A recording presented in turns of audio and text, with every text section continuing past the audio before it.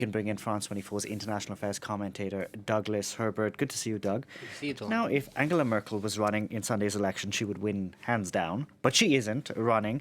How do you account for the closeness of the vote and the volatility we've seen in this race to succeed her after 16 years? Because Angela Merkel, who has been the steady-as-she-goes chancellor, the sort of one absolute certainty on the German and European political landscape for the past 16 years, is, as you said, not running. She is not in it.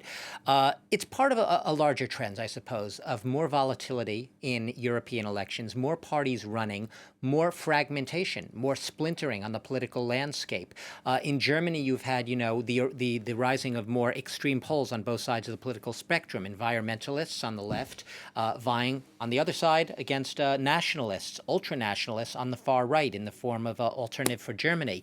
What you really see here is the swan song for a post-war era in which you had these two, for more, give or take a few other parties, two really big tent dominant parties, the Social Democrats, the Christian Democrats, and their Bavarian sister party, often governing, as they have been doing in the past several years, in a coalition together, not always on the same page ideologically, but finding through practice, through long experience of having to work together, some way of doing it. The volatility cannot be understated, and it really shows that this election is far closer, perhaps, than people would have expected, even given the fact that there are many more parties now going head-to-head. The CDU-CSU, Angela Merkel's party here, they've seen a 10% drop in a swing in their polls, as have the Green Party, and as have the Social Democrats. 10% swings over the past 4 months in their poll rating numbers really means that Germans don't quite know, haven't made up their minds, don't know where to go. They're very susceptible to changing on a dime, so to say. And it also shows that these parties are seen in a certain respect as being perhaps closer to each other than they would have been in the past. That is, they're not as ideologically driven apart. And that means that voters can go from one to the other more easily. So are there common themes we can see among the candidates vying for the country's top job? There are. I mean, what's interesting on the one hand is, there's been a lot of headlines dominated by the rise of the Alternative for Germany, right? The far-right, ultra-nationalist, anti-immigrant party, especially in the wake in 2015 when Angela Merkel allowed in up to 1 million immigrants along the Balkan route into Germany.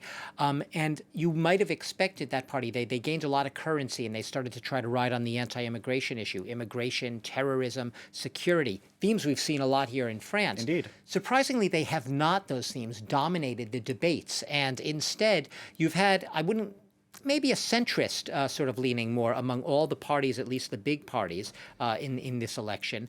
And a lot of it, maybe surprisingly, has been a Europe focus, a sort of Europhilia, if you will. How's that possible? A few years ago, well, not a few years ago, even when this campaign started just a few months back, a lot of these parties were sort of bashing the European Commission for a perceived weak response to the pandemic, Germany's perceived weak response in the beginning.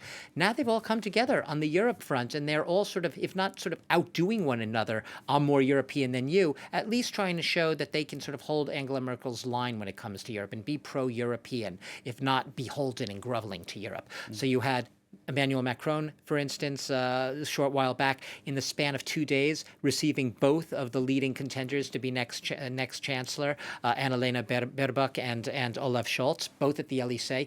And you have the Green candidate. Sorry, I meant to say Armin Laschet and Olaf Scholz. The Green candidate, meanwhile, has sort of pleaded for Germany to respond more forcefully to Emmanuel Macron's pro-European speech made at the Sorbonne back in 2017. So it's interesting. You have all these candidates sort of out there on the political stage trying to show their European colors and trying to show that they, at least on this one issue, seem to be converging.